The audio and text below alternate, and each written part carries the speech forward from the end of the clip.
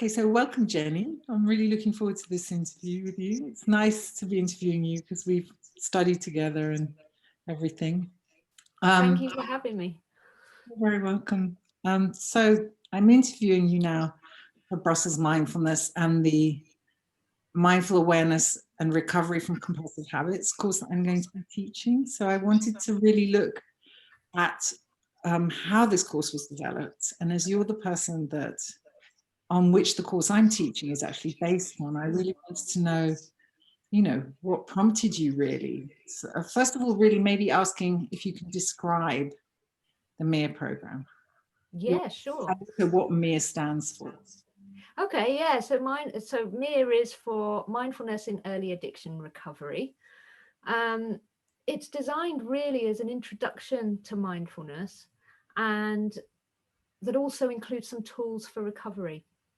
So I guess it's the way I've designed it, and I know your adaptation's different, but mine is a rolling program, and it pulls together lots of different evidence-based interventions from mindfulness and from addiction recovery.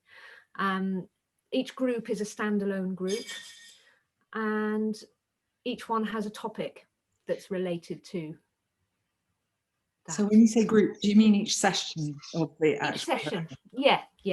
So each session has a topic. There's a mindfulness meditation, first of all, in each one, and then the second half is generally discussing that topic and some kind of exercise around the topic, and it will be something related to recovery from addiction. Yeah. So when you say recovery, maybe you could just clarify what that means. Okay, so I guess it means different things to different people. Some people believe recovery must be abstinence based, and that's the place where I work currently is an abstinence-based program. But some people would believe that returning to some kind of controlled use of whatever it is would, whilst being able to have a meaningful life and achieve everything you want to, also counts as recovery.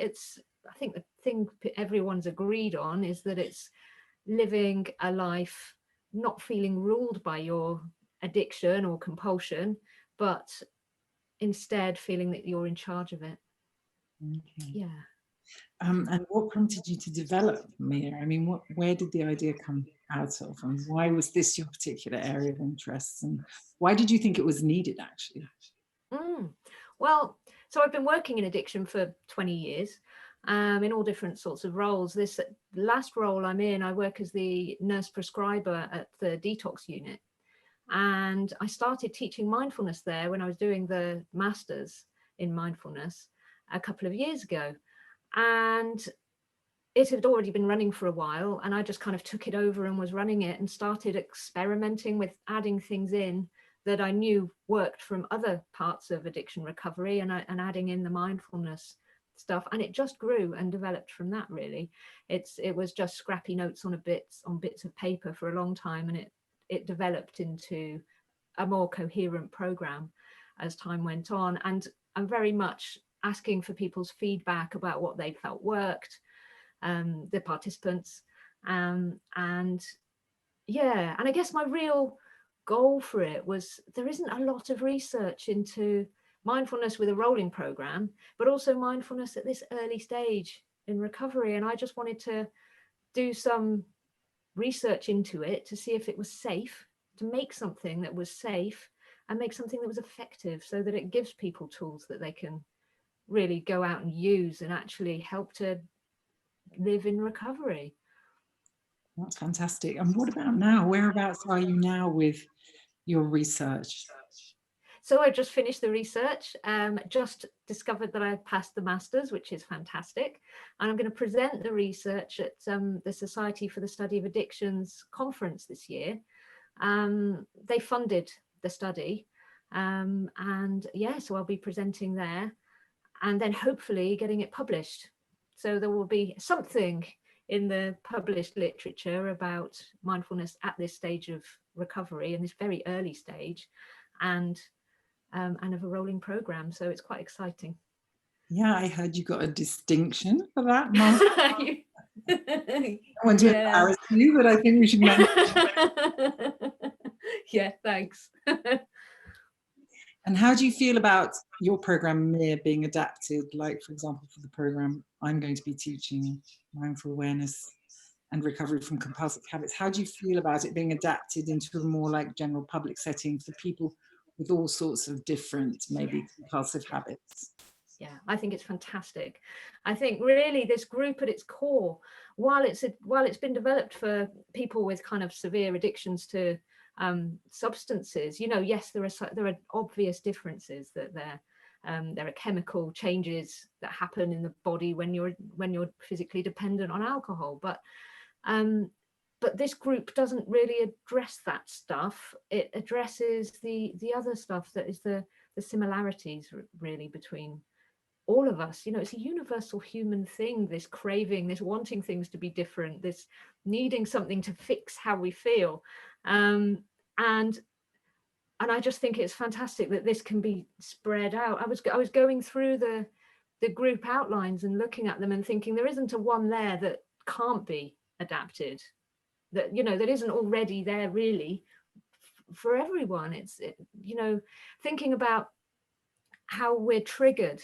We're all triggered, and we're triggered, and then we behave in certain ways depending. So if you're triggered by seeing somebody inject heroin, you'll do that. If you're triggered by seeing people sitting in a beer garden enjoying cider, okay, there's your, or seeing somebody light up a cigarette, or just seeing your favorite chocolate cake in your favorite chocolate cake shop window.